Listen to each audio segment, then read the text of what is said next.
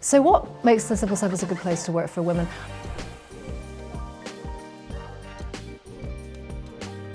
When I left university, I never ever would have thought of working in the Treasury. I'm not an economist. I think it wasn't a place that I ever envisaged would be for somebody like me. I didn't really know that jobs like this existed. I think if you'd have asked me at school what I wanted to do, I would have told you I wanted to be a vet, which is strange. I knew I wouldn't be patient enough to be a teacher, and I wasn't ever going to be good enough to be a scientist as well. I was like all those academically brilliant people, like it just wasn't for me.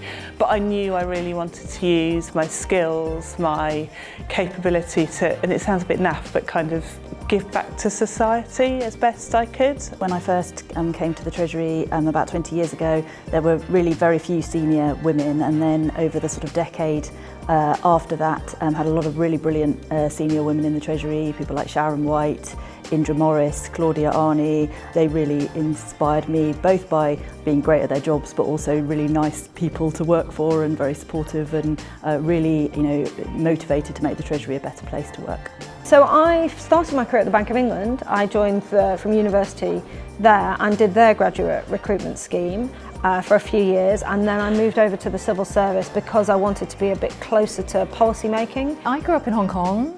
I did my high school until my A-levels, and then I went to the UK for my university education and went to the US. I have to say I stumbled into the Treasury. I mean, I found the ad to work in the Treasury and The Economist.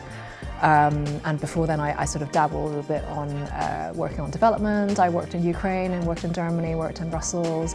And actually my first job in the Treasury was working on financial services, working on payment systems, working on check clearing, automatic teller machines.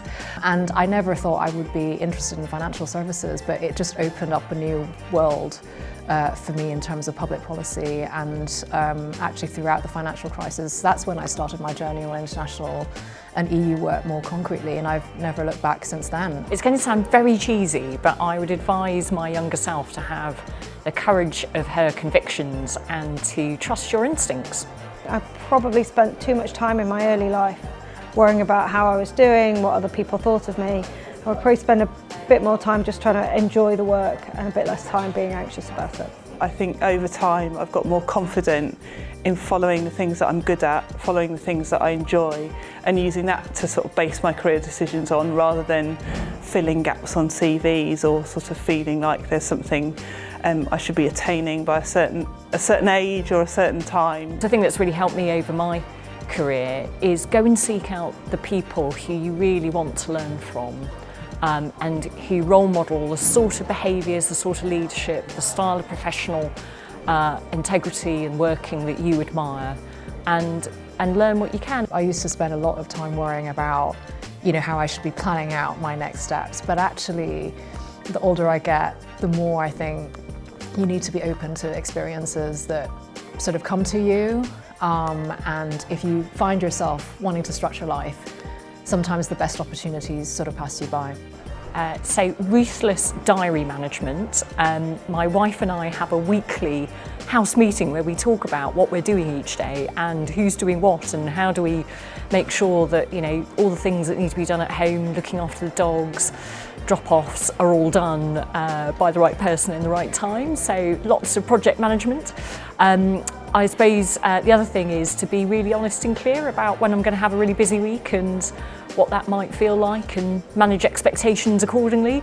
I have to prioritise really quite ruthlessly. I make quite active choices about how I use my time day to day.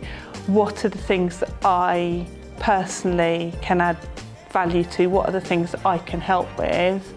And also being quite strict about the sorts of things that can invade outside of work. So it really has to be a proper emergency for something to sort of disrupt my time with the children. Here in the Treasury, we've just launched our Allies Toolkit, and it very much focuses on the behaviours as well as the practical things that we can all do. And for me, good allyship is when you feel that someone has come and taken an interest in who you are and really tried to understand how you can be yourself. And that sounds, again, quite cheesy in a way, but it's a good ally, someone who takes an interest, who asks really good questions about who you are, why you believe in the things that you believe in, and helps you to be the best version of yourself day to day. It's not just about protected characteristics. It's probably the most enlightened form of mentoring, and I know I'm personally still striving to be a better ally and a better mentor.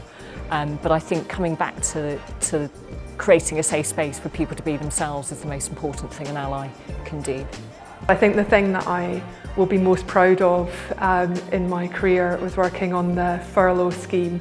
That was a really unique opportunity, and I can't imagine working on anything else that so clearly helps families and businesses across the UK in the way that the furlough scheme did during that incredibly difficult time for everybody in COVID.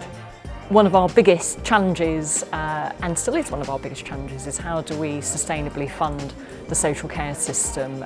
So working across tax and spend teams to develop the health and social care package was brilliant teamwork. I think the thing I'm probably proudest of working on is we have a thing in the Government Economic Service called a degree apprenticeship, which is people from school, so you don't need a degree in economics, can join the Government Economic Service. And we've developed a scheme that allows them to work for 4 days a week and then study at university to get an undergraduate degree 1 day a week. We brought that in about 4 or 5 years ago, and that's been a real success because it means we've brought loads more people into economics that wouldn't otherwise. People that might not have seen themselves as economists are now doing this course, so we've got a lot more women, a lot more people who are not white, for example, have joined the Government Economic Service. That I'm really proud of.